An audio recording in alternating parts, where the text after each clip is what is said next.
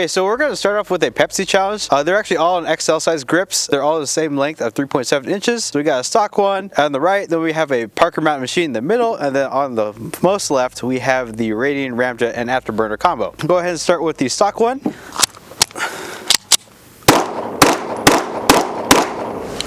Okay, that one felt all right. Now we have the Parker Mountain Machine.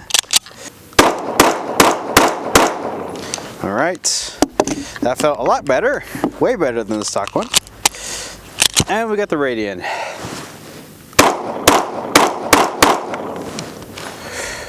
Okay, so right off the bat, the worst, obviously, it's just a stock barrel with no comp on it. Significant improvement, more improvement. I wouldn't say this is like significantly better than this one, but I'd say in terms of the softness and the return to zero, I think the Radian did slightly beat out the Parker Mountain Machine. I'm gonna try to put this into percentages based on how I feel. This is probably like 20-ish, 25-ish% recoil reduction over the stock XL. And then this one's probably like 35-40%, I'd say. Let the other guys go up and see what they think, and hopefully they share the same opinion. This is a small gun, Jesus. All right, not too bad. That was a huge improvement already. Oh my God, I was like,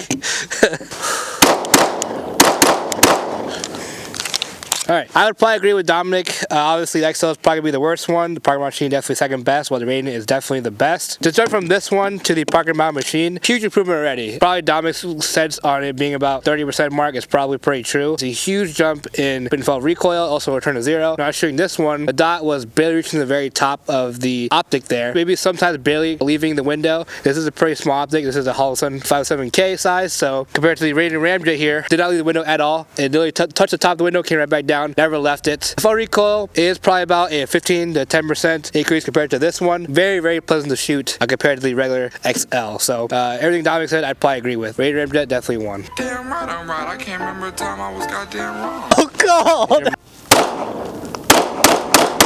Holy, that kicked my ass. Damn, that kicked my ass. I'm so worried. I don't ever shoot the XL grip, so we're gonna see how this goes. All right, awesome. That was significantly a lot better than the stock one. Oh yeah, I could shoot that one all day long. Like the guys said, stock, Parker Mountain Machine, and the Radian Ramjet combo. So just kind of percentage on what kind of Dom said. 0% for the stock one, of course. The Parker Mountain Machine, probably say 25 to 30% for the Parker Mountain Machine, and then 40 to 45% for the Radian Ramjet. For what I kind of noticed with felt recoil and with the dot leaving the window. So normally this is where we would have our low light test, but unfortunately we forgot to talk about it, but we did get the footage, so we'll go ahead and show you what that looks like.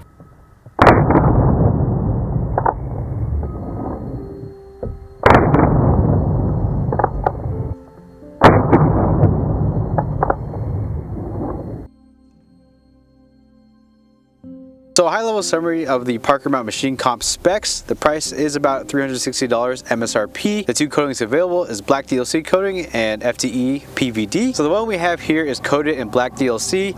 The comp is made out of 4140 PH stainless steel, while the barrel is made out of 416 stainless steel. And the two sizes available are for the base P365 and P365X and the P365XL. So 3.1 inches and 3.7 inches. As for the specs of the Radian Ramjet and Afterburner combo, their price starts at $389 MSRP and can range all the way up to $410 depending on what colors you choose, and the colors that are available is black, gray, and FDE. The materials for the comp and the barrel are both 416R stainless steel coated in a Radianite finish, and the sizes available for the Ramjet and Afterburner combo is the 3.1 inch base P365 and 3.7 inch P365XL. And they're also coming out with one for the Fuse and the P320 in the near future. So what we like to do in 9 to 5 Tactical when we compare comps, we'll use the typical grains you see at your local store, like 115 grains, 124s, and 147s, and the ammunition we're using here is all Winchester white box, which we picked up from our local gun shop at Crossroads Shooting Sports located in Johnson, Iowa. And of course we'll be doing the same test on the base XL slide to show how each of these comps perform differently compared to each other and compared to not having the comp at all.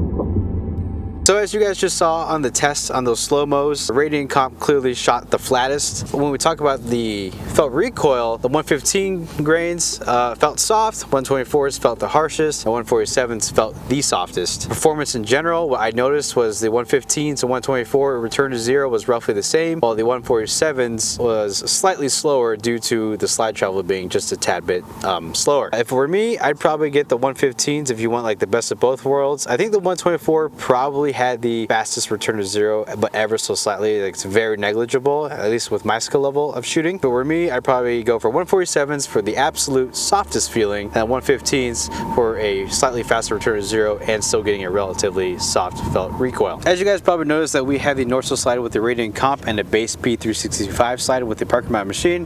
That's because that's all we had on hand. We didn't really want to buy another slide, so we just thought we might as well just mount it on what we have.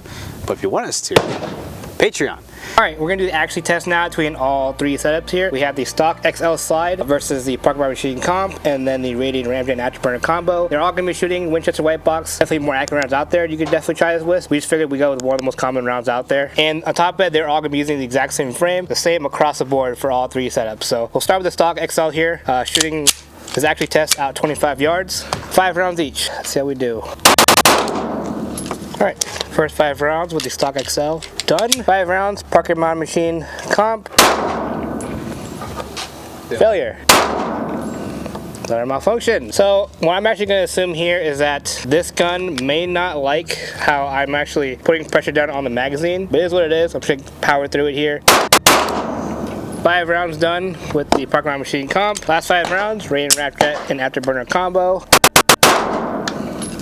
No problems with Radian Ramjet Afterburner combo though. Alright, so we just finished the actually test for all three, the stock XL, the Parker Mountain Machine, and the Radian Ramjet Afterburner combo.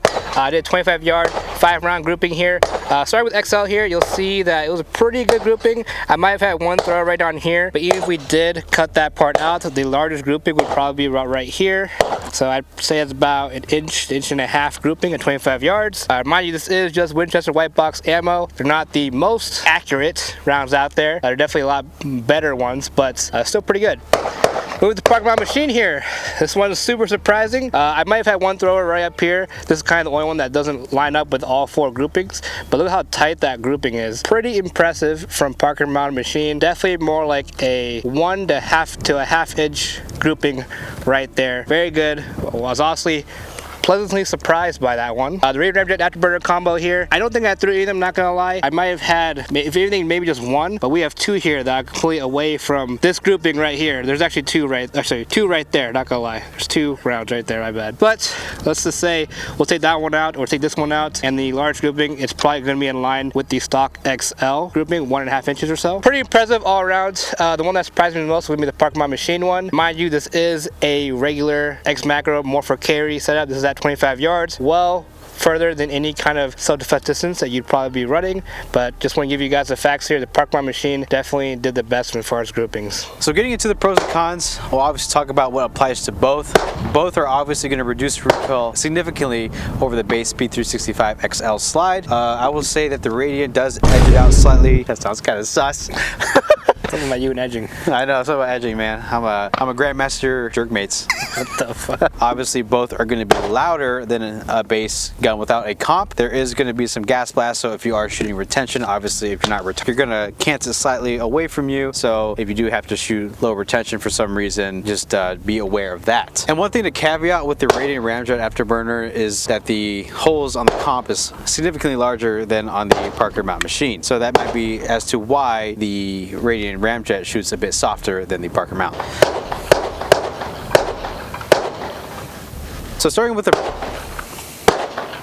subscribe to our Patreon, help fund our private range. Pros and cons of the Parker Mountain Machine comp. It is available in black DLC coating, so that really aids in the corrosive resistance and wear over time. It's going to last a lot longer than a Radian Night coating. It is also slightly cheaper than the Radian Ramjet Afterburner combo at $360, while the Radian goes for about $390 all the way up to $410 depending on your color choice. Also, this one usually tends to be more in stock than the Radian. So for the cons, it is not necessarily plug and play. When you get this, you do have to use shims to get the timing correct, and then you have to red Loctite it before you can take it out to the range. And when it comes to maintenance as well, this is another con, is that you cannot remove the barrel unless you want to do all that stuff again. And the last one is that it is not legal in all 50 states because the barrel to mount the comp is a threaded barrel. So if you live in the states that have less rights, then you cannot get the Parker Mountain Machine comp. As for the pros and cons of the Radian comp, it is a bit more plug and play. So when you get this and you install it, all you have to do is use a single set screw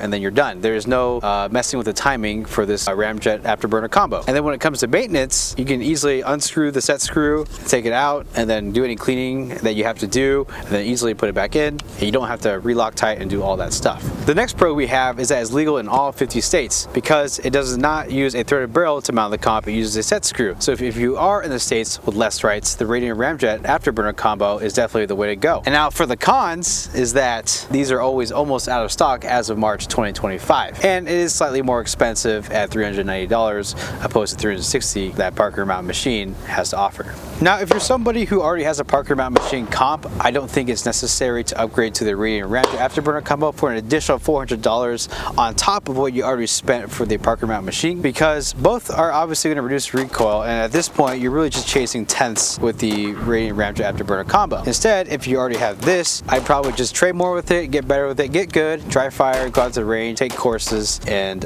get better with this gun. As for my final thoughts on both of these comps, which one would I get?